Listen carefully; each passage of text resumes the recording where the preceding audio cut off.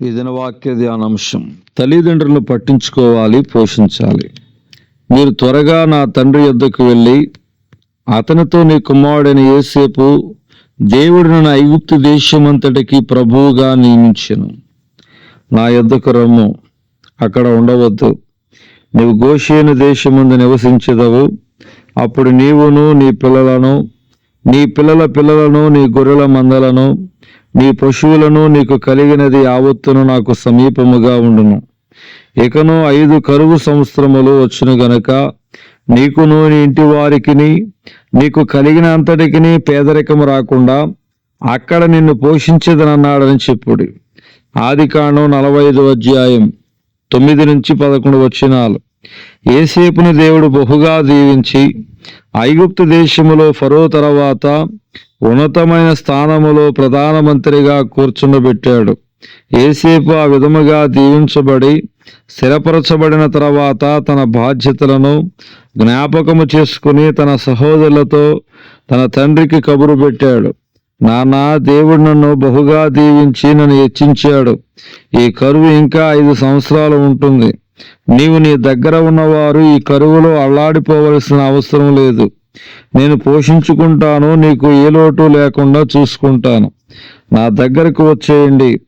తల్లి తండ్రి ఎక్కడ ఉన్నారో అక్కడ కుమారుడు ఉన్నప్పుడు ఆ ఇంటికి కోడలిగా, భారీగా రావటం ఆ రోజుల్లోనూ ఉంది, ఈ రోజుల్లోనూ ఉంది. ఇదేమి విచిత్రమైన విషయం కాదు. కొన్ని సందర్భాలలో ఉద్యోగాలను బట్టి తల్లిదండ్రులకు, అత్తమామలకు దూరముగా పట్టణాలలో కుటుంబాలు ఏర్పరచుకోవడం చూస్తూ ఉంటాం. వారి పట్ల బాధ్యత, గౌరవం ఉన్నప్పటికీ ఉన్న ఉద్యోగ కారణాల బట్టి దూరముగా ఉండటం జరగవచ్చు. ఏది ఏమైనప్పటికీ తల్లిని, తండ్రిని పట్టించుకోవలసిన, పోషించుకోవలసిన బాధ్యత కుమారునికి ఇవ్వబడింది. ఇది వాక్యానుసారం. యోసేపును తన సహోదరులు అన్యాయముగా ఇష్మాయిలుకు అమ్మివేసినప్పుడు యోసేపు యొక్క వయసు 15 సంవత్సరములు. యవనస్తుడిగా ఉన్న యోసేపును 17 సంవత్సరాలు పోషించినది తన తండ్రి అయిన యాకోబు. యోసేపు తన తండ్రి అయిన యాకోబును తన దగ్గరకు పిలిచినప్పుడు యాకోబు యొక్క వయసు 130 సంవత్సరాలు. ఐగుప్తులో యాకోబు జీవించినది 15 సంవత్సరాలు. అనగా వృద్ధాప్యానికి వచ్చిన యాకోబు ఐగుప్తులో యోసేపు ద్వారా 17 సంవత్సరాలు ఏ లోటు లేకుండా పోషించబడ్డాడు. జాగ్రత్తగా గమనిస్తే యోసేపు ఎన్ని సంవత్సరాలైతే తన తండ్రి అయిన యాకోబు చేత ప్రేమించబడి పోషించబడ్డాడో తిరిగి అన్నే సంవత్సరాలు తన తండ్రిని ప్రేమించి పోషించి కుమారునిగా రుణము తీర్చుకున్నాడు. ఇప్పుడు మన రోజులకు వద్దాం. తల్లి తండ్రి వారి పిల్లలను చక్కగా చదివించి పోషించి వారిని ప్రయోజకులను చేస్తారు.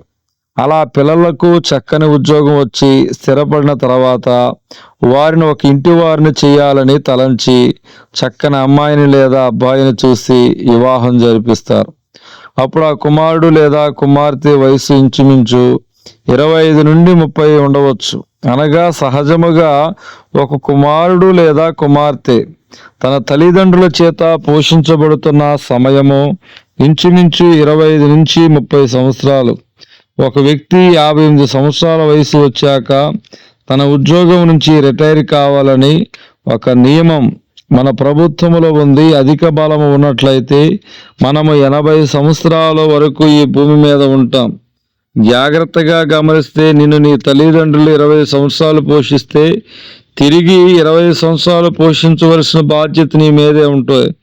అధిక బలము కలిగిన వారు 80 సంవత్సరాలు జీవిస్తే ఇప్పుడు వారు జీవించే కాలం 80. నువ్వు పోషించవలసిన సంవత్సరాలు 25. వారి వయసు 55 సంవత్సరాలు. అనగా నీ తల్లిదండ్రుల వయసు 50 నుంచి 55 సంవత్సరాలు ఉన్నప్పటి నుంచి వారిని పోషించవలసిన బాధ్యత కుమారునిగా నువ్వు తీసుకోవాలి. ఇది వాక్యానుసారం. మరి నీవు బాధ్యతను నిర్వర్తిస్తున్నావా? లేక నీ భార్యకు లోబడి నీ తల్లిదండ్రులను ఎప్పుడూ వదిలేసావా? సహోదరులు, నువ్వు కోడలవైనట్లయితే నీ అత్తమామలను చూసుకునే బాధ్యత నీ మీద కూడా ఉందని మర్చిపోవద్దు. రూతు తన భర్త చనిపోయిన తర్వాత నయోమిని అత్తను హత్తుకుని ఉంది. అత్తతోనే బెత్లెహేముకు వచ్చి అత్తను పోషించి ఉత్తమైన కోడలుగా బహుధన్యురాలుగా ఎంచబడి బోయాజుని భార్యగా అంగీకరించబడి దావీదు యొక్క నానమ్మగా చరిత్రలో నిలిచిపోయింది. రూతు గ్రంథం 1వ అధ్యాయము 15-18 వచనాలు, 2వ అధ్యాయము 2-19, 4వ అధ్యాయము 10వ వచనం వరకు చెప్పబడింది. దేవుడి దిన వాక్య ధ్యానం దేవుడు దీవించును గాక. ఆమేన్.